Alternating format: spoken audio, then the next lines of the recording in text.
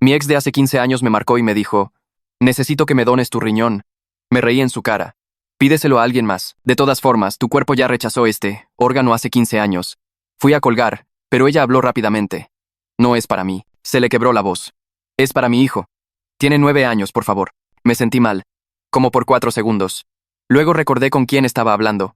Celeste, lamento lo de tu niño, pero no voy a hacer eso. Ella colgó. Una hora después alguien tocó a mi puerta. Era Celeste. Y mi hermano Luis estaba con ella. Necesitamos hablar, dijo Luis, empujándome para entrar a mi departamento. Celeste lo siguió, llorando. Luis, ¿qué estás haciendo aquí? Le pregunté. Ayudando a alguien que de verdad necesita ayuda. Me respondió de golpe. Se pasaron la siguiente hora atacándome en equipo. Celeste llorando por su hijo moribundo. Luis llamándome cobarde y desalmado. Cada vez que le preguntaba por qué estaba él aquí, desviaba el tema diciendo que yo era un egoísta. Finalmente, después de 1.000.000 de no, Celeste me miró fijamente a los ojos y dijo, ¿vas a donar? ¿Te guste o no? Durante la siguiente semana, siguieron emboscándome juntos. Estaba yo comiendo y de repente ahí estaban Luis y Celeste haciendo un escándalo en el restaurante y gritando que yo estaba feliz de dejar morir a un niño, lo suficientemente alto para que todos me juzgaran. Luego Celeste llevó las cosas más lejos. Apareció en mi oficina mientras yo estaba en una videollamada con el director general, con el niño a su lado. Un niño de 9 años, pálido y flaquito, con un cubrebocas de hospital. Mi jefe estaba hablando de un ascenso cuando ella caminó con él directo a mi escritorio. Este es el hombre que puede salvarte la vida, le dijo al niño. Lo suficientemente alto para que todos escucharan. El niño me miró con ojos enormes. ¿Vas a salvarme? Mi jefe dejó de hablar mirando a Celeste, que tenía su teléfono fuera, grabando. Sentí que me ardía la cara. Celeste, esto no es justo. Lo que no es justo es dejar morir a un niño, dijo, sin dejar de grabar. Se volteó hacia el director general. Su empleado está decidiendo dejar morir a un niño. Mi jefe colgó poco después y el rumor se extendió como pólvora. Esa noche, Luis apareció en mi departamento con papeles, documentos legales. Hablé con un abogado, dijo, extendiéndolo sobre la barra de mi cocina. Te pueden demandar por omisión de auxilio a un menor. Podrías enfrentar cargos. Tomé los papeles, parecían oficiales, membrete de un juzgado, lenguaje legal, todo el paquete. Solo firma el consentimiento, dijo Luis, o arréglatelas en la corte. Le dije que se largara. A la mañana siguiente estaba investigando esos documentos cuando Luis me mandó un mensaje. Suerte. Antes de que pudiera responder, sonó el timbre. Abrí, y toda la familia de Celeste irrumpió en mi casa. Su mamá, su papá, hasta su abuelita en silla de ruedas. Me rodearon en mi propia sala. Durante 5 horas, se turnaron. Su mamá llorando por perder a su nieto, su papá gritando sobre la responsabilidad familiar. Todo el tiempo seguí pensando, ¿cómo sabía Luis que vendrían? ¿Estaban saliendo a mis espaldas? Luego Celeste hizo un GoFundMe. Usó mi nombre completo y mi foto. El título era, ayúdenos a convencerlo de salvar a un niño moribundo. Escribió toda una publicación sobre cómo yo era compatible pero me negaba a donar. Se compartió 617 veces en 3 días. Mi teléfono no dejaba de sonar. Amigos preguntando qué pasaba. Mi mamá marcándome, llorando, preguntando si era verdad. Celeste me llamó y dijo, quitaré el GoFundMe. Solo di que sí. Bloqueé su número. Desafortunadamente eso no fue suficiente. Apareció en mi departamento a las 3:30 de la madrugada, sollozando, temblando. Dijo que los doctores le daban semanas a su hijo. Tal vez días. Dijo que se le habían acabado las opciones. Me rogó que al menos me hiciera la prueba. Solo para ver si era compatible de verdad. Y si no lo era, me dejaría en paz para siempre. Estaba agotado. Bien, me haré la prueba. Luego, si no soy compatible, me dejas en paz. Toda su cara cambió. Sacó su teléfono y le escribió a alguien. 8 minutos después, Luis tocó a mi puerta. Tenía un kit de pruebas en las manos. Ambos se quedaron ahí mientras yo me hacía la prueba con el hisopo bucal. Celeste lo tomó y dijo que los resultados llegarían en 4 días. Los resultados llegaron. Era un donante perfecto. Pero eso no tenía sentido. Las probabilidades de que alguien que no es familiar sea compatible eran de 1 en 20. 0, 0, 0. Aún así, Celeste y Luis aparecieron juntos ese mismo día, celebrando, abrazándose. Luis tenía la mano en el hombro de ella, sobándole la espalda. Podemos programar la cirugía la próxima semana, dijo Celeste sin aliento. Ay, Dios mío, gracias, gracias. Yo no he aceptado nada, le dije. Pero eres compatible, dijo Luis casi enojado. Tienes que hacerlo ahora. ¿Por qué te importa tanto a ti? Le pregunté directamente. ¿Por qué estás tan involucrado en la vida de su hijo? Ambos se quedaron callados. ¿Cuánto tiempo llevan juntos? Pregunté. Celeste miró al suelo. Luis quitó su mano. 8 años, dijo Luis finalmente. Me le quedé viendo. El niño es tuyo. Eso no es de tu incumbencia, susurró Celeste. Entonces, ¿por qué donarle un riñón si es de mi incumbencia? Mi voz se estaba haciendo más fuerte. Celeste empezó a llorar. Un llanto real. No del tipo manipulador. Porque es tuyo. Todo se detuvo. ¿Qué? El niño, dijo ella temblando. Es tu hijo. No te lo dije. Luis y yo empezamos a salir justo después de que cortamos. Él lo ha estado criando como si fuera suyo. Miré a Luis, mi hermano, que siempre lo había sabido. ¿Me has estado ocultando a mi hijo durante 9 años? Levanté la mano para pegarle. Mi brazo cayó a mi costado, pero todo mi cuerpo seguía temblando. No podía dejar de mirar a Luis, a esta persona que se parecía a mi hermano, pero que me había estado mintiendo por 9 años seguidos. Celeste se puso entre nosotros con las manos levantadas, como si pensara que de verdad le iba a soltar un golpe. Las palabras se repetían en mi cabeza. Una y otra vez. Es tuyo. Tu hijo. 9 años. Tenía un hijo. Un hijo moribundo. Y todos lo sabían menos yo. Cada reunión familiar. Cada Navidad. Cada cumpleaños, donde había estado en la misma habitación con mi propio hijo y no tenía ni idea. Mis manos no dejaban de temblar. Señalé mi puerta. Lárguense. Las palabras salieron mucho más fuertes de lo que esperaba. Casi un grito que me sorprendió incluso a mí. Celeste empezó a llorar de nuevo, tratando de tomar mi brazo. Por favor, tenemos que hablar de esto. Me aparté bruscamente de su toque. Dije que se larguen. Ahora. Ella seguía intentando hablar. Seguía diciendo por favor una y otra vez, pero yo ya no podía escucharla. Caminé hacia la puerta y la abrí tan fuerte que golpeó la pared. Luis no se había movido, solo estaba ahí parado mirando al suelo. Lo siento, susurró, vete. Mi voz se quebró en la palabra. Finalmente caminaron hacia la puerta. Celeste seguía llorando, todavía intentando decir algo, pero les di la espalda a ambos. La puerta se cerró de golpe detrás de ellos, lo suficientemente fuerte como para sentir cómo vibró el marco. Y entonces estaba solo. Comencé a caminar de un lado a otro por mi sala, luego a la cocina, y de regreso. Mi mente seguía saltando a recuerdos que había enterrado. Acción de Gracias hace 3 años, cuando Luis trajo a su hijo, el niño que me sonrió con mi propia sonrisa. Navidad, cuando el niño abrió regalos y se rió con mi risa. Un cumpleaños en el que corría por el patio y pensé cuánto se parecía a Luis, excepto que no se parecía a Luis. Se parecía a mí. Todas esas fotos familiares en la pared de mi mamá. Todas esas veces que le había alborotado el cabello a ese niño, o le había chocado los 5, o lo había visto soplar las velas del pastel. Mi hijo. Había estado parado junto a mi propio hijo y nadie me lo dijo. Mis manos seguían temblando 2 horas después. No podía hacer que pararan. ¿Cuánta gente lo sabía? Mamá tenía que saberlo. Papá probablemente lo sabía. ¿Sabían mis otros hermanos? Mis tíos y tías. ¿Habían estado todos enterados de esto menos yo? ¿Me habían visto todos interactuar con mi propio hijo y simplemente no dijeron nada? Mi teléfono empezó a volverse loco cerca de la medianoche. Mensaje tras mensaje iluminando la pantalla. Mi mamá, mi papá, mi hermana, mi hermano Marcos. Primos con los que no había hablado en meses. El chat grupal de la familia estaba explotando. Vi cómo se acumulaban las notificaciones, pero no me animé a verlas. Entonces mi mamá empezó a llamar. El teléfono sonó y sonó. Dejé que se fuera al buzón de voz. Llamó de nuevo, y de nuevo, y de nuevo. Llamó 14 veces antes de que finalmente respondiera. Bueno, ¿mamá? Estaba llorando tan fuerte que apenas podía entender lo que decía. ¿Es verdad? ¿El niño de Luis es realmente tuyo? Su voz estaba completamente rota. Cerré los ojos. Sí, es verdad. Hizo un sonido, mitad sollozo, mitad jadeo. Ay, mijito. Lo siento tanto. No supe qué decir a eso. Un lo siento no arregla 9 años. Un lo siento no me devolvía el haber visto crecer a mi hijo. ¿Desde cuándo lo sabes? Pregunté. Se quedó callada. Mamá, ¿desde cuándo? Lo sospechaba, susurró, desde hace tiempo. Pero Luis me juró que no era verdad. Le conté todo, las llamadas de Celeste, la emboscada en mi departamento, el acoso en los restaurantes, el incidente en la oficina con mi jefe en la videollamada, los papeles legales falsos que trajo Luis, el GoFundMe con mi nombre y foto, la invasión familiar que duró 5 horas, el kit de pruebas que apareció 8 minutos después de que acepté, los resultados de compatibilidad perfecta que no tuvieron sentido hasta esta noche. Mi mamá escuchó sin interrumpir. Cuando terminé, se quedó callada por un largo rato. ¿Lo has visto? ¿Visto a quién? Al niño. A Mateo. Su voz era tan suave, sentí que algo se retorcía en mi pecho. No, en realidad no, solo lo vi en mi oficina esa vez. Deberías conocerlo, dijo ella. Mamá, no puedo lidiar con esto ahora mismo, pero es tu hijo, se está muriendo. Le colgué, no podía escuchar eso.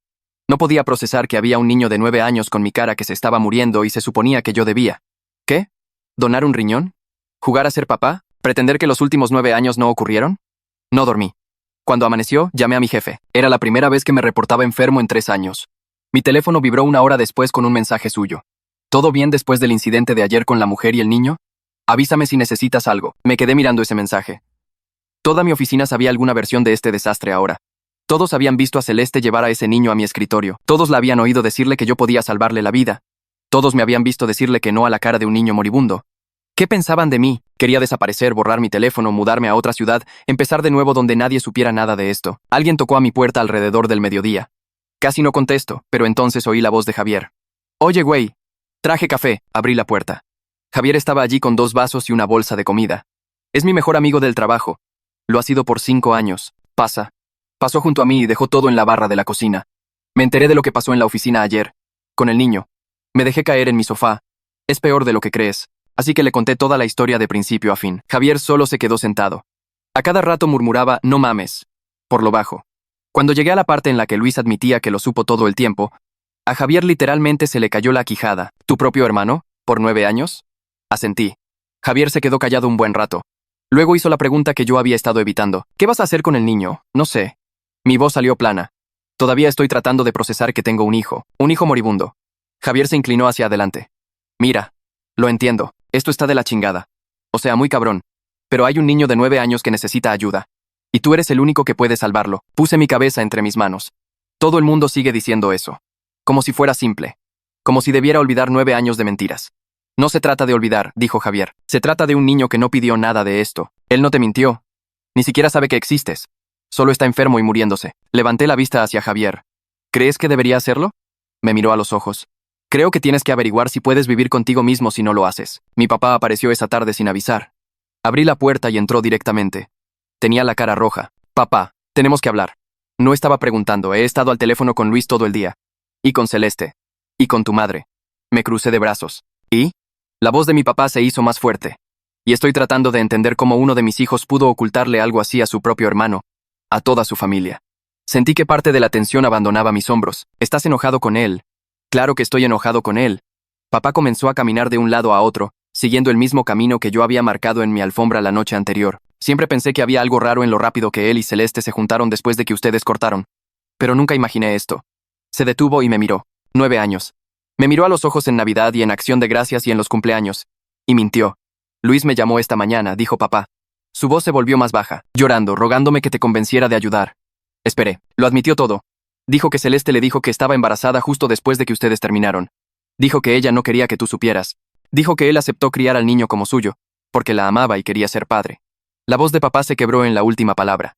Vi cómo el rostro de mi padre se desmoronaba. Uno de mis hijos le mintió a esta familia por 9 años, y ahora el otro hijo tiene que decidir si va a salvar la vida de un niño. ¿Cómo se supone que procese eso? No tenía una respuesta. Ninguno de los dos la tenía. Simplemente nos quedamos allí parados en mi departamento mientras el peso de todo nos aplastaba. Papá se quedó allí otro minuto antes de tomar su abrigo de mi sofá. Caminó hacia la puerta y se volteó para mirarme. Tenía los ojos rojos y cansados. Abrió la boca como si quisiera decir algo más, pero no salió nada. Luego solo asintió una vez y se fue. Oí sus pasos en el pasillo haciéndose más silenciosos hasta que mi departamento quedó en silencio. Me senté en mi sofá y me quedé mirando la pared. Mi teléfono vibró con otro mensaje de alguien de mi familia, pero no lo miré. No podía lidiar con las opiniones de nadie más en este momento. Alrededor de las 10 de esa noche me di por vencido en intentar dormir y abrí mi laptop. Escribí donación de riñón y empecé a leer. El primer sitio web era de un centro médico, y tenía una sección completa sobre donantes vivos. Aprendí que se puede vivir una vida normal con un riñón, porque un riñón puede hacer el trabajo de 2, pero la cirugía en sí tenía riesgos. Sangrado, infección, coágulos de sangre, daño a órganos cercanos. El tiempo de recuperación era de 6 a 8 semanas antes de poder volver a las actividades normales. Hice clic en otro sitio que hablaba de los efectos a largo plazo. A la mayoría de los donantes les iba bien, pero había una pequeña posibilidad de presión arterial alta o enfermedad renal años después. Algunos donantes tenían dolor crónico en el sitio de la cirugía. Seguí leyendo durante horas, mis ojos ardiendo por la pantalla. Cada sitio web decía lo mismo. Generalmente era seguro, pero había riesgos. Ninguna cirugía era completamente segura.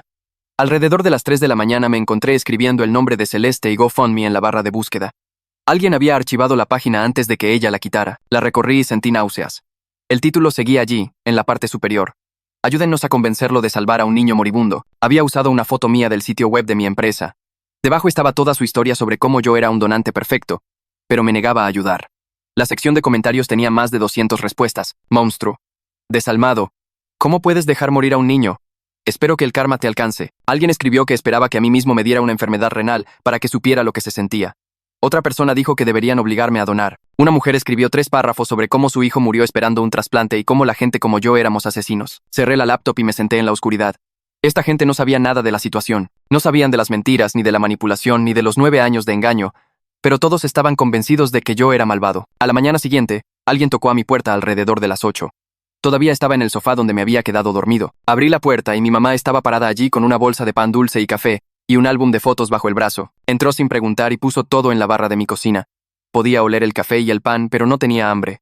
Mamá se sentó en mi mesa y abrió el álbum de fotos. Dio una palmada en la silla junto a ella. Me senté y ella giró el álbum para que yo pudiera ver. La primera foto era de Celeste embarazada. Tendría unos 6 meses, con un vestido azul, sonriendo a la cámara. Nunca había visto esa foto. Mamá pasó la página y había un bebé recién nacido en una manta de hospital. Luego más fotos. El bebé como a los 6 meses, un niñito dando sus primeros pasos, un niño pequeño en lo que parecía ser una fiesta familiar de Navidad. Y reconocí la casa de mis padres al fondo. Miré a mi mamá. Tenía lágrimas corriendo por su rostro. Me dijo que había estado guardando este álbum separado de los demás. Dijo que sospechaba la verdad. Pero Luis le hizo prometer que no diría nada. Le dijo que destruiría a la familia si alguien se enteraba. Me levanté tan rápido que mi silla raspó contra el suelo. Le pregunté cuánto tiempo llevaba sabiéndolo. Dijo que no lo supo con certeza hasta hace unos días, cuando Luis lo admitió todo, pero que lo había sospechado durante años. Pensó que estaba protegiendo a todos al guardar silencio. Le dije que no me estaba protegiendo a mí. Tampoco estaba protegiendo al niño. Ambos merecíamos saber la verdad. Mamá empezó a llorar más fuerte y dijo que lo sentía. Dijo que Luis la convenció de que decir la verdad destrozaría a la familia y pensó que guardar el secreto era lo correcto. Siguió diciendo que lo sentía una y otra vez. Me volví a sentar porque estaba demasiado cansado para seguir enojado. Mamá pasó a la parte de atrás del álbum y sacó una foto suelta. La deslizó sobre la mesa hacia mí. Era reciente, quizás de la semana pasada. Un niño en una cama de hospital, pálido y delgado, con tubos en el brazo. Pero podía ver mis ojos devolviéndome la mirada desde esa foto.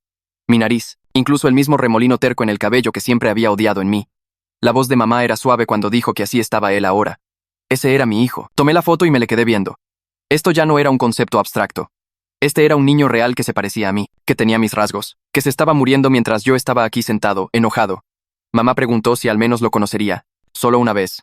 No tenía que decidir nada sobre la donación, pero ella pensaba que debía verlo en persona.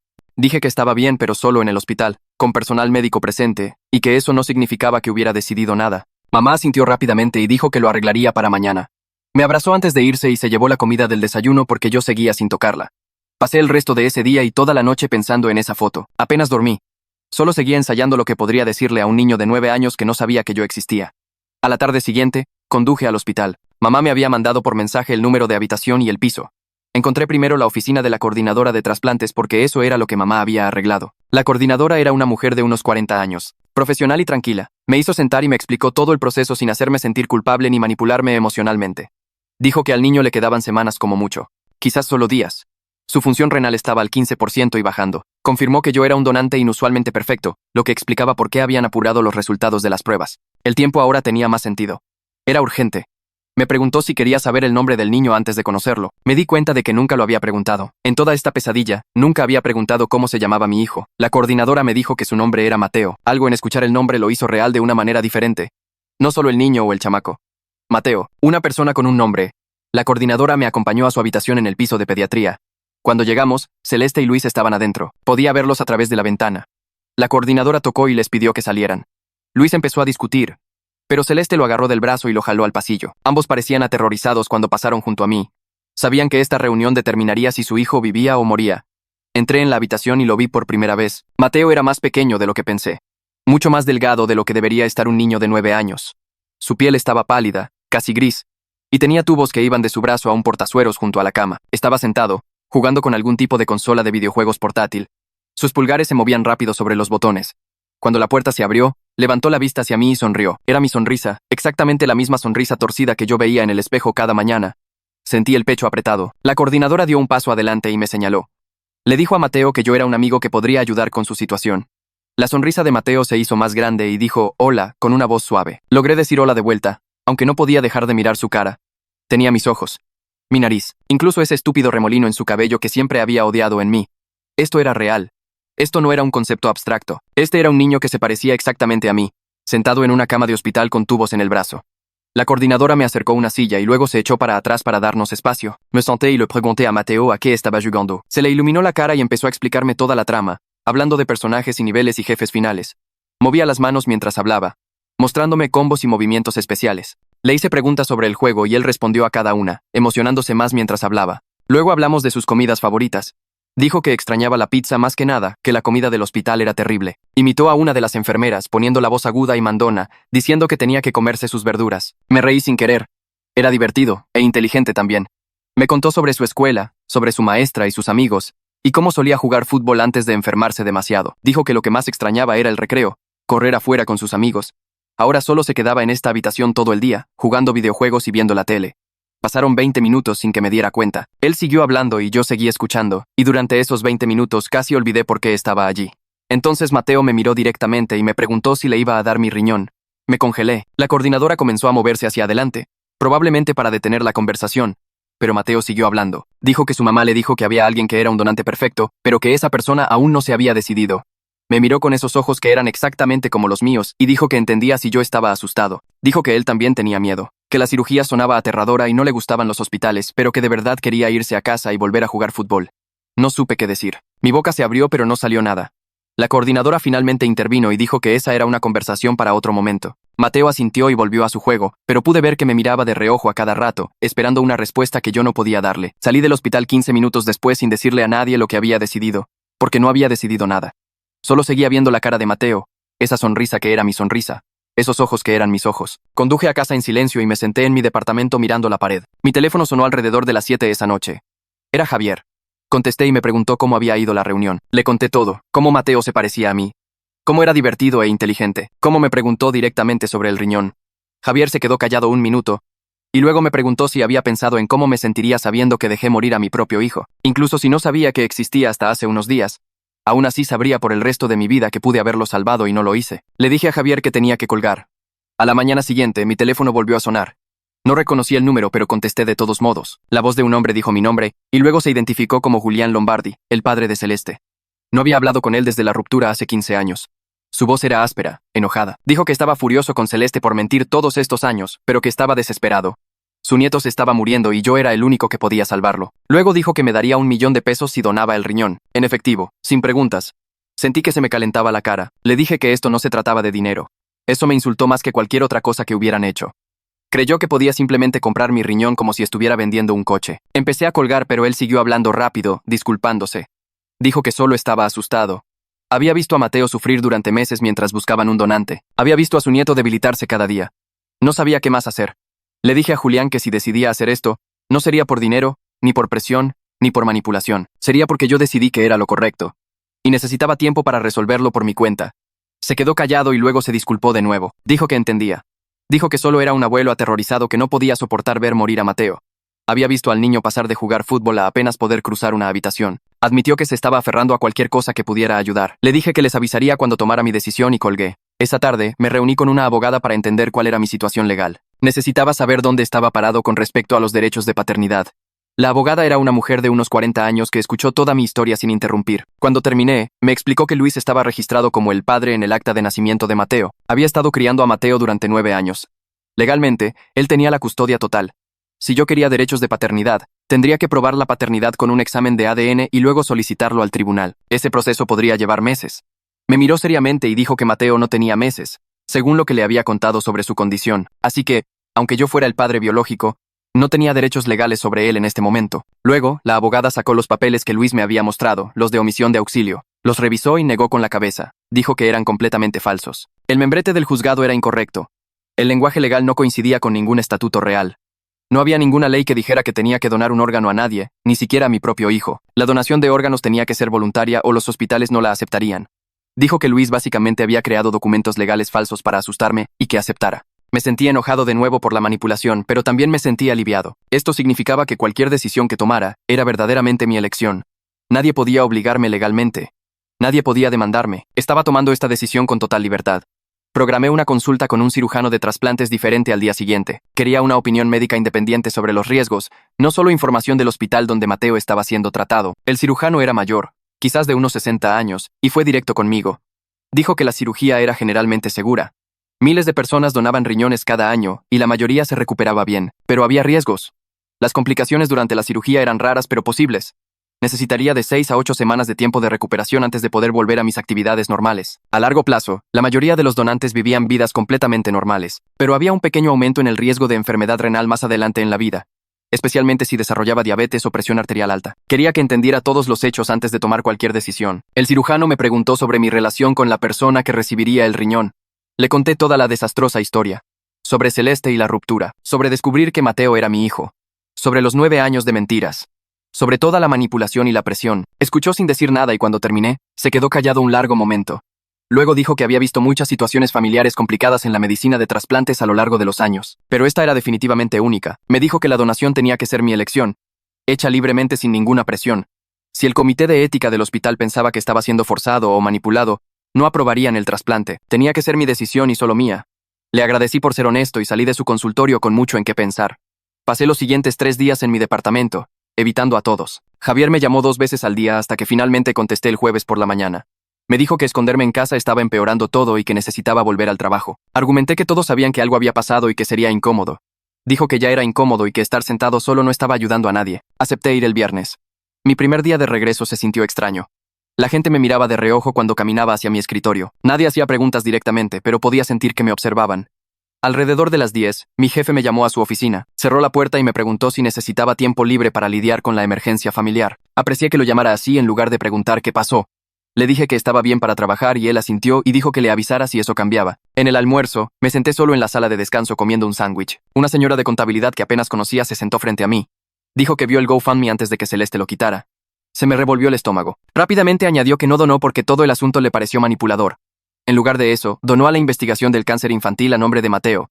Me le quedé viendo por un segundo y luego le di las gracias. Ella sonrió y dijo, no todos creemos lo que leemos en internet. Después de que se fue, me quedé sentado sintiendo que algo cambiaba dentro de mí. No todos me habían juzgado basándose en la versión de Celeste. Esa tarde alguien tocó a mi puerta. Abrí esperando a Javier o quizás a mis padres. Nadia estaba allí, sola, con aspecto cansado y triste. Preguntó si podía pasar. La dejé entrar y nos sentamos en mi sala. A diferencia del enojo de su esposo o la manipulación de Celeste, Nadia solo parecía desconsolada. Me dijo que no supo sobre el engaño de la paternidad hasta hace poco. Dijo que estaba avergonzada de las decisiones de su hija. Luego me pidió que por favor considerara ayudar a Mateo, no por Celeste o Luis, sino por un niño inocente que no merecía morir porque los adultos tomaron decisiones terribles. No dije nada al principio. Nadia sacó su teléfono y preguntó si podía mostrarme algo. Asentí. Abrió su aplicación de fotos y empezó a reproducir videos. El primero mostraba a Mateo en su fiesta de 5º cumpleaños. Se estaba riendo y soplando las velas mientras otros niños aplaudían. El segundo video era de su primer día de escuela.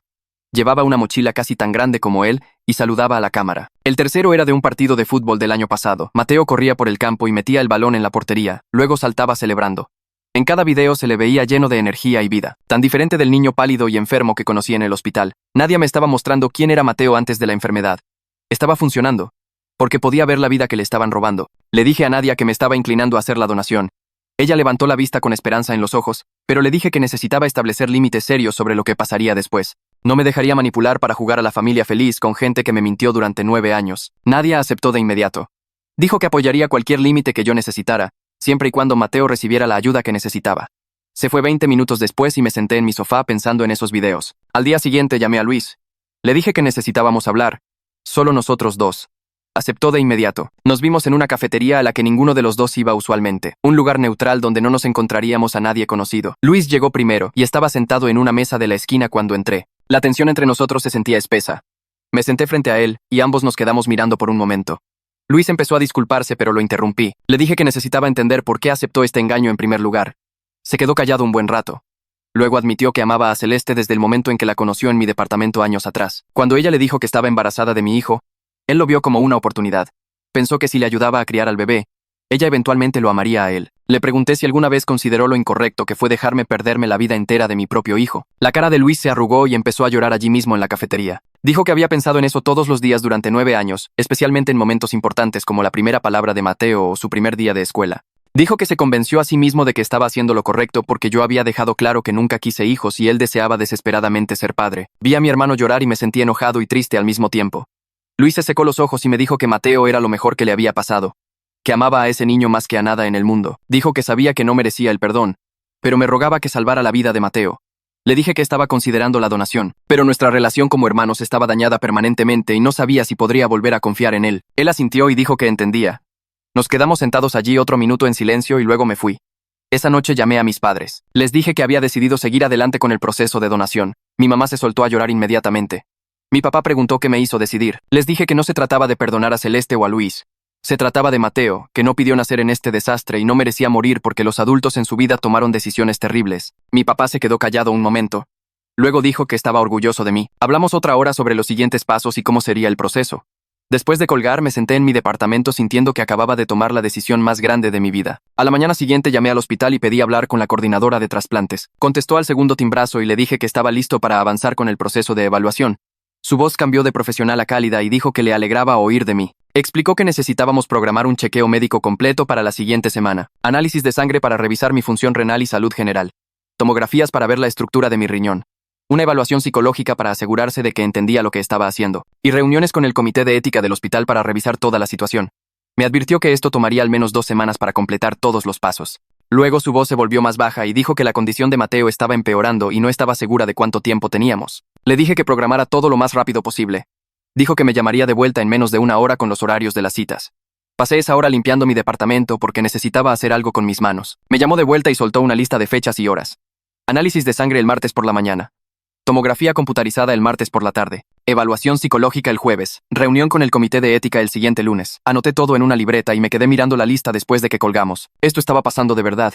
El martes por la mañana me presenté en el laboratorio del hospital a las 7:30 para los análisis de sangre. La técnica me ató una banda elástica alrededor del brazo y me clavó una aguja en la vena. Llenó 6 tubos diferentes con mi sangre mientras charlaba sobre el clima. Vi mi sangre fluir hacia los tubos y pensé en qué pronto parte de ella estaría manteniendo vivo a Mateo. La tomografía esa tarde tomó más tiempo. Tuve que beber un líquido espeso que sabía a metal y quedarme completamente quieto en un tubo mientras la máquina zumbaba a mi alrededor. La voz del técnico llegaba a través de un altavoz diciéndome cuándo aguantar la respiración. Todo el asunto tomó 40 minutos y yo seguía pensando en Mateo, acostado en camas de hospital durante meses, pasando por pruebas peores que esta. Llegó el jueves y conduje al hospital para mi evaluación psicológica. La terapeuta era una mujer de unos 50 años con cabello canoso y ojos amables. Se sentó frente a mí en una pequeña oficina y me pidió que le explicara la situación en mis propias palabras. Le conté todo. La llamada de Celeste. El acoso y la manipulación. La emboscada en la oficina. El GoFundMe. Descubrir que Mateo era mi hijo. Los 9 años de mentiras. Ella tomó notas mientras yo hablaba y su rostro permaneció neutral. Cuando terminé, me preguntó directamente si estaba siendo forzado o presionado para esta donación. La miré y le dije honestamente que sí, que había habido una presión masiva e intentos de manipulación, pero que estaba eligiendo esto libremente ahora porque no podría vivir conmigo mismo si dejaba morir a mi hijo. Me preguntó si entendía los riesgos de la cirugía. Le dije que había investigado todo y sabía en lo que me estaba metiendo. Me preguntó si esperaba algo a cambio de la donación. Le dije que no, que solo quería que Mateo viviera. Escribió más notas y luego me miró y dijo que creía que estaba tomando una decisión informada y voluntaria. Recomendaría la aprobación al comité de ética. Salí de su oficina sintiéndome más ligero de alguna manera. El lunes siguiente me senté en una sala de conferencias frente a 5 personas del comité de ética, 3 doctores, un administrador del hospital y un defensor del paciente. Tenían carpetas gruesas frente a ellos con todos mis resultados de pruebas e informes de evaluación. El médico principal, un hombre mayor con cabello blanco, me pidió que describiera mi relación con Celeste. Le expliqué que salimos hace 15 años y terminamos. Me preguntó sobre mi relación con Luis. Dije que era mi hermano, pero que nuestra relación estaba dañada ahora por su papel en ocultarme a Mateo. Otro miembro del comité, una mujer con gafas, hizo preguntas detalladas sobre los intentos de manipulación. Les conté sobre el incidente de la oficina, los papeles legales falsos, la emboscada familiar, todo. Pude ver la preocupación en sus rostros mientras hablaba. El defensor del paciente preguntó si sentía que tenía elección en esta decisión. Dije que sí, que podía retirarme en este mismo momento si quisiera, pero estaba eligiendo ayudar porque Mateo era mi hijo y él era inocente en todo este desastre. El médico principal dijo que necesitaban estar absolutamente seguros de que no estaba siendo presionado, porque las donaciones coaccionadas a menudo llevan a serios problemas psicológicos para el donante más adelante. Entendí lo que quería decir. Si hacía esto sintiéndome forzado, podría resentir a Mateo o a mí mismo durante años, pero ya había superado eso. Esta era mi elección ahora. Me pidieron que esperara afuera mientras discutían. Me senté en el pasillo durante 30 minutos revisando mi teléfono e intentando no pensar en qué pasaría si decían que no. Finalmente, me llamaron de nuevo. El médico principal dijo que estaban preparados para aprobar la donación, pero que necesitaban otra semana para finalizar el papeleo y coordinar con el equipo quirúrgico. Asentí y les di las gracias. 3 días después, mi teléfono sonó a las 11 de la noche. Era Celeste y estaba llorando tan fuerte que apenas podía entenderla. La condición de Mateo había empeorado de repente. Su función renal se había desplomado. Lo habían movido a terapia intensiva. Los doctores dijeron que quizás no tenía las semanas que originalmente pensaban, tal vez días. Le dije que iba para el hospital en ese momento. Me puse ropa y conduje hasta allí yendo 30 km/h arriba del límite durante todo el camino. Encontré la unidad de cuidados intensivos, UCI, en el 4º piso y una enfermera me dirigió a la habitación de Mateo. Celeste y Luis estaban parados afuera de la habitación y la cara de Celeste estaba roja e hinchada de tanto llorar. Pasé junto a ellos sin hablar y entré. Mateo estaba inconsciente en la cama, rodeado de máquinas, tubos en sus brazos, cables conectados a monitores, un tubo de respiración en su boca. Los monitores emitían pitidos constantes, mostrando su ritmo cardíaco y niveles de oxígeno.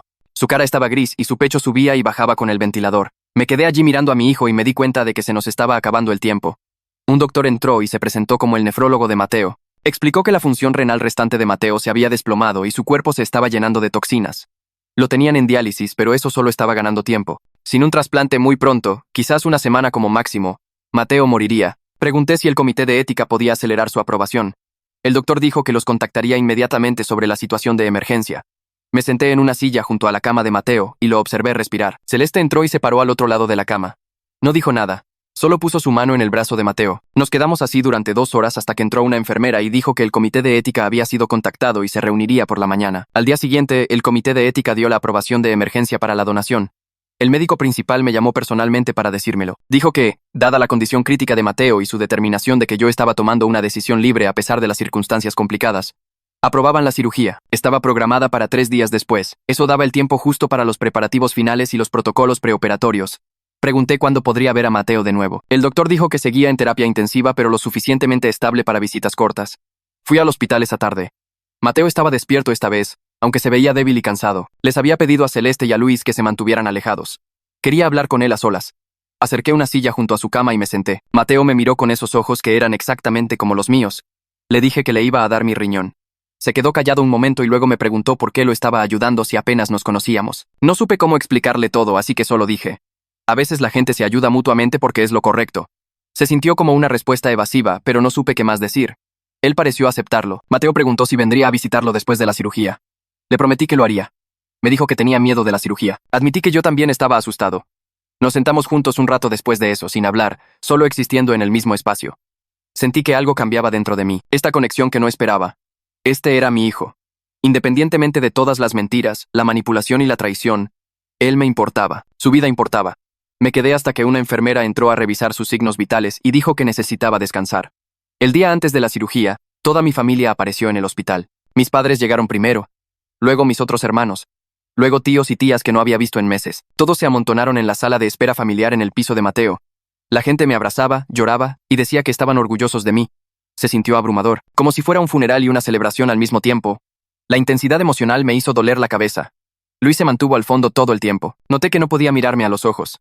Mantuvo su distancia y habló en voz baja con Celeste en la esquina. Mi mamá seguía tocándome la cara y diciéndome que todo estaría bien. Mi papá se paró a mi lado con la mano en mi hombro, como si temiera que pudiera desaparecer. Después de una hora de esto necesitaba aire.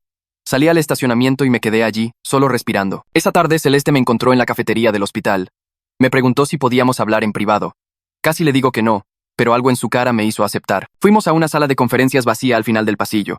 Celeste se sentó frente a mí y dijo que sabía que nada de lo que pudiera decir compensaría lo que había hecho, pero quería que entendiera por qué tomó las decisiones que tomó. Explicó que cuando descubrió que estaba embarazada hace 15 años, estaba aterrorizada. Acabábamos de terminar. No sabía qué hacer. Cuando Luis se enteró y se ofreció a ayudar a criar al bebé, pareció la solución perfecta. Yo no quería hijos. Luis sí. Desesperadamente, parecía que todos estarían mejor así. Escuché sin interrumpir. Cuando terminó, le dije que su razonamiento no importaba. Me robó 9 años de la vida de mi hijo. Le robó a Mateo 9 años de conocer a su verdadero padre. Esos años se habían ido y nada podía traerlos de vuelta. Celeste empezó a llorar. Un llanto real. No del tipo manipulador de antes. Dijo que sabía, que había vivido con la culpa todos los días, que había visto crecer a Mateo, y se preguntaba constantemente si había tomado la decisión correcta. Dijo que después de la cirugía, si yo quería ser parte de la vida de Mateo, ella no se opondría. Le diría la verdad sobre quién era yo. No respondía a eso. Solo me levanté y salí de la habitación. Mañana, me abrirían y sacarían uno de mis riñones. Mañana, Mateo tendría la oportunidad de vivir. Todo lo demás podía esperar hasta después de eso. La mañana de la cirugía, me desperté a las 5 y no pude comer nada debido a las reglas preoperatorias. Una enfermera vino a mi habitación a las 6 para ponerme el suero e ir sobre los formularios de consentimiento una última vez. Me hizo poner mis iniciales en unos 15 lugares diferentes en el papeleo. Cada uno se sentía más pesado que el anterior. El cirujano entró alrededor de las 7 y explicó todo el procedimiento de nuevo. Dibujó un diagrama en el pizarrón blanco mostrando qué riñón tomarían y cómo lo extraerían. Dijo que la cirugía tomaría unas 4 horas y que despertaría en recuperación. Firmé el formulario de consentimiento final y me llevaron en la camilla a la sala de preoperatorio. La habitación estaba fría y brillante. Otros pacientes estaban separados por cortinas. Podía oír a alguien llorando 2 camas más allá. Una enfermera diferente vino y me dio algo para ayudarme a relajar. Dijo que me haría sentir como flotando. Y así fue. Mientras esperaba a que me llevaran, seguí pensando en cómo en 24 horas parte de mí estaría dentro de Mateo, manteniéndolo vivo. Los pensamientos me asustaban y se sentían importantes al mismo tiempo. Vinieron por mí alrededor de las 8:30. Lo último que recuerdo es al anestesiólogo diciéndome que contara hacia atrás desde 10. Llegué al 7. Desperté y todo me dolía. Todo mi costado izquierdo se sentía como si alguien lo hubiera desgarrado, lo cual, supongo, habían hecho. La sala de recuperación estaba oscura y no podía enfocar bien la vista. Una enfermera estaba revisando mi presión arterial. Vio que miraba a mi alrededor y me dijo que la cirugía había salido perfectamente. 4 horas, como dijeron. El riñón ya estaba funcionando en el cuerpo de Mateo. Dijo que esas eran muy buenas noticias. Mis padres estaban allí cuando pude ver bien. Mamá estaba llorando pero sonriendo al mismo tiempo. Papá se paró junto a la cama y me apretó la mano. No dijo nada, solo apretó. Los analgésicos hacían que todo fuera borroso, pero recuerdo sentirme aliviado de que hubiera terminado.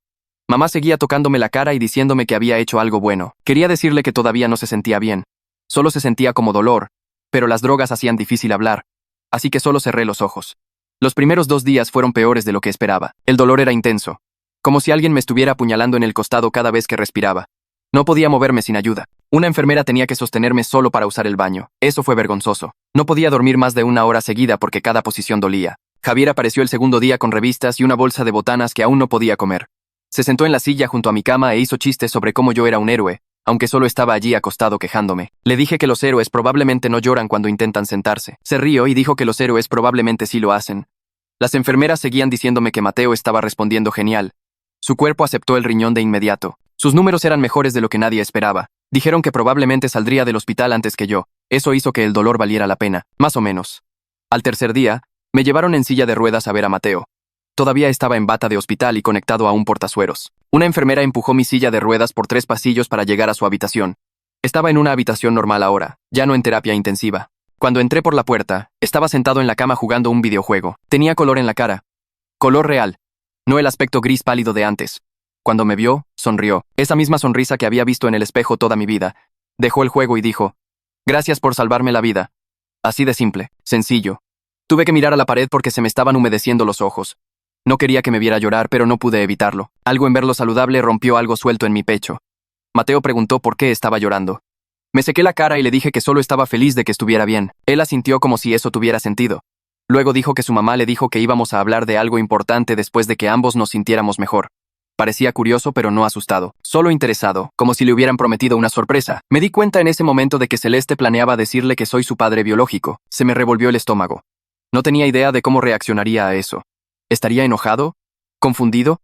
¿Me odiaría por no haber estado allí toda su vida? Lo miré jugar su juego y sentí un miedo que la cirugía no me había provocado. Esto era diferente. Esto lo cambiaría todo. Durante la siguiente semana, ambos seguimos recuperándonos. Tenía fisioterapia todos los días para ayudarme a recuperar mi fuerza. Un terapeuta venía a mi habitación y me hacía caminar por los pasillos. Al principio, apenas podía llegar a la puerta. Para el 5.º día, podía dar 2 vueltas al piso.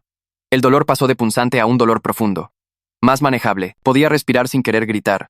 El equipo de trasplantes pasaba cada mañana a revisarme. Estaban emocionados por lo bien que el cuerpo de Mateo estaba aceptando el riñón. Sus números eran mejores de lo que esperaban para esta etapa. Dijeron que ya estaba hablando de volver a la escuela, queriendo volver a jugar fútbol. Los doctores seguían usando palabras como notable y excepcional. Yo solo me sentía cansado y adolorido. 2 semanas después de la cirugía, Celeste y Luis me pidieron que me reuniera con una terapeuta familiar. Casi digo que no. Pero dijeron que era para planear cómo decirle la verdad a Mateo. Acepté, porque él merecía saberlo. La terapeuta era una mujer de unos 40 años con cabello canoso. Nos sentó en una sala de conferencias e hizo preguntas sobre Mateo. ¿Qué sabía él? ¿Qué no sabía? ¿Cómo pensábamos que reaccionaría? Nos ayudó a descubrir cómo explicarle todo de una manera que un niño de 9 años pudiera entender. Decidimos decirle que soy su padre biológico, pero que Luis es su papá en todo lo que importa, que nada sobre su familia cambiaría. Solo tendría una persona más que se preocupaba por él. La terapeuta dijo que esperáramos confusión y preguntas. Quizás enojo. Dijo que fuéramos honestos y pacientes, que lo dejáramos procesar a su propio ritmo. Decirle a Mateo fue una de las cosas más difíciles que he hecho. Nos sentamos todos en su habitación del hospital. Yo, Luis y Celeste. Mateo estaba jugando su juego cuando entramos. Celeste le pidió que lo apagara. Dijo que necesitábamos hablar de algo importante. Él se puso nervioso entonces. Dejó el juego lentamente. Celeste comenzó diciendo que había cometido un error hace mucho tiempo al no decirle algo. Mateo me miró, luego a Luis, luego de vuelta a Celeste. Ella le dijo que yo era su padre biológico, que yo no supe de él hasta hace poco. La cara de Mateo se volvió confusa. Preguntó por qué nadie se lo había dicho antes. Su voz se agudizó, casi llorando. Luis explicó que cometieron un error al mantenerlo en secreto, que lo sentían. Mateo me miró fijamente durante mucho tiempo. Luego preguntó si iba a intentar alejarlo de Luis. Se me hizo un nudo en la garganta. Le prometí que Luis era su papá, que nada cambiaría eso. Dije que solo quería conocerlo, si él me dejaba. Mateo no dijo nada. Solo bajó la mirada a sus manos. Mateo no habló mucho durante unos días después de eso. Estaba callado cuando lo visitaba. Cortés pero distante. No lo presioné. Solo me sentaba con él mientras jugaba o veía la tele. Al 4.º día, preguntó si podía llamarme por mi primer nombre en lugar de llamarme el hermano de Luis. Dije que sí. Eso se sintió como un progreso. Durante la siguiente semana empezó a tantear el terreno. Le preguntaba a Luis sobre la tarea. Luego me preguntaba a mí sobre videojuegos. Como si estuviera descifrando cómo tener 2 figuras paternas, construyendo algo separado conmigo, diferente de lo que tenía con Luis. Fue lento y cuidadoso, pero estaba sucediendo. Me contaba cosas de la escuela, sobre sus amigos, sobre el equipo de fútbol al que quería unirse cuando estuviera lo suficientemente sano. Yo escuchaba y hacía preguntas. Estábamos construyendo algo. No sabía qué todavía, pero era real. Un mes después de la cirugía, los doctores me dieron de alta para volver al trabajo. Tenía restricciones para levantar cosas pesadas por otro mes. No cargar nada de más de 7 kilos.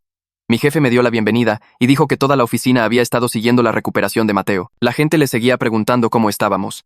Cuando llegué a mi escritorio, había tarjetas de compañeros de trabajo que apenas conocía. Mensajes de recupérate pronto. Algunos habían donado a la investigación de enfermedades renales a nombre de Mateo. Varias personas pasaron por mi escritorio ese primer día. Dijeron que lo que hice fue increíble. Que fui valiente. No supe qué decir a eso. Solo me sentí incómodo. Como si me vieran como una especie de héroe. Pero no lo era. Solo era un tipo que hizo lo que sintió correcto. Lo que tenía que hacer. La atención me hacía sentir raro. Quería decirles que no era tan simple. Que toda la situación era complicada y desastrosa. Pero solo dije gracias e intenté concentrarme en mi trabajo. Una semana después, Luis me mandó un mensaje preguntando si podíamos vernos para tomar un café. Me quedé mirando el mensaje durante 10 minutos antes de responder. Nos vimos en un lugar al que ninguno de los dos iba usualmente. Una pequeña tienda en el centro con sillas de metal incómodas. Él ya estaba allí cuando llegué. Se veía nervioso y cansado. Nos sentamos uno frente al otro y no hablamos durante casi 5 minutos. Finalmente me preguntó cómo me sentía después de la cirugía. Le dije que estaba bien. Él asintió. El silencio se alargó de nuevo. Le pregunté por qué quería verme. Dijo que pensaba que deberíamos intentar hablar regularmente por el bien de Mateo. Yo no quería, pero acepté. Acordamos vernos los miércoles a las 7. Esa primera reunión duró 20 minutos y se sintió como horas.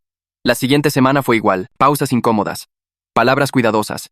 Yo enojándome por algo que él decía, él poniéndose a la defensiva. Pero seguimos apareciendo. Para la cuarta semana, casi podíamos tener una conversación normal sobre la práctica de fútbol de Mateo o su videojuego favorito. No era perdón. Solo eran dos personas intentando existir en el mismo espacio sin explotar.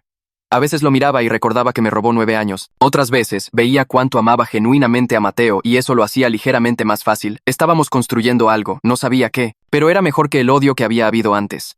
Más o menos al mismo tiempo, me senté con Celeste en una cafetería cerca de su casa. Le dije exactamente lo que quería. No estaba tratando de ser el papá de Mateo de la manera en que lo era Luis, pero quería estar presente en momentos importantes. Eventos escolares, citas médicas, reuniones familiares. Ella aceptó de inmediato. Dijo que me incluiría en todo y prometió no más manipulación o presión sobre nada. Dejé claro que si alguna vez volvía a hacer algo como lo del GoFundMe o la emboscada en la oficina, se acababa todo por completo. Ella asintió y dijo que entendía. Se veía diferente de cómo se había visto durante todo el caos. Más tranquila, menos desesperada. Me agradeció de nuevo por salvar la vida de Mateo. Yo solo asentí. No éramos amigos. Nunca seríamos amigos, pero podíamos trabajar juntos por Mateo. Eso era todo lo que importaba. 3 meses después de la cirugía, fui con Celeste y Luis a la cita de seguimiento de Mateo. La doctora de trasplantes entró con una sonrisa enorme. Dijo que la función del riñón era excelente, mejor de lo que esperaban. El cuerpo de Mateo había aceptado el trasplante perfectamente. Le dieron de alta oficialmente para regresar a la escuela a tiempo completo, para volver a unirse a su equipo de fútbol. Para ser un niño normal de 9 años otra vez. Mateo levantó el puño en el aire cuando ella dijo fútbol. Celeste empezó a llorar. Luis la abrazó. Me quedé allí mirando a mi hijo celebrar estar sano y sentí que algo se movía en mi pecho. Esto era real. Iba a estar bien. La doctora dijo que Mateo necesitaría chequeos regulares y medicamentos de por vida. Pero comparado con la diálisis y estar constantemente enfermo, esto lo era todo. Mateo se volteó hacia mí y me dio las gracias de nuevo. Le dije que no necesitaba seguir agradeciéndome. Él sonrió y dijo que entonces me agradecería cada vez que metiera un gol. Unas semanas después, Mateo le preguntó a Celeste si podía pasar un fin de semana en mi departamento. Ella miró a Luis. Él me miró a mí. Dije que estaba bien si ellos lo estaban. Lo organizamos para el sábado siguiente. Pasé toda la semana asegurándome de que mi departamento estuviera listo. Compré botanas que le gustarían. Me aseguré de tener juegos que quisiera jugar. Cuando Celeste lo dejó el sábado por la mañana, estaba más nervioso de lo que había estado antes de la cirugía. Pero Mateo entró como si hubiera estado allí 100 veces. Aventó su mochila en mi sofá y preguntó qué juegos tenía. Pasamos el fin de semana jugando videojuegos y viendo películas. Habló sobre la escuela y sus amigos y su superhéroe favorito. Yo escuchaba y hacía preguntas y hacía chistes que lo hacían reír. El domingo por la noche, cuando Celeste vino a recogerlo, Mateo me abrazó antes de irse. Se sintió natural, como si hubiéramos estado haciendo esto durante años en lugar de semanas. Después de que se fue, me senté en mi sofá y me di cuenta de que acababa de tener un fin de semana normal con mi hijo. No fue complicado ni doloroso, simplemente fue bueno. Mi mamá llamó unos días después. Dijo que quería cenar conmigo. Solo nosotros dos. Nos vimos en un restaurante cerca de mi departamento. Me miró durante mucho tiempo antes de hablar. Luego se disculpó de nuevo por guardar el secreto. Le dije que entendía que ella estaba en una situación imposible, que Luis la había puesto allí. Dijo que me había estado observando con Mateo durante los últimos meses, que podía ver que realmente estaba tratando de construir algo con él.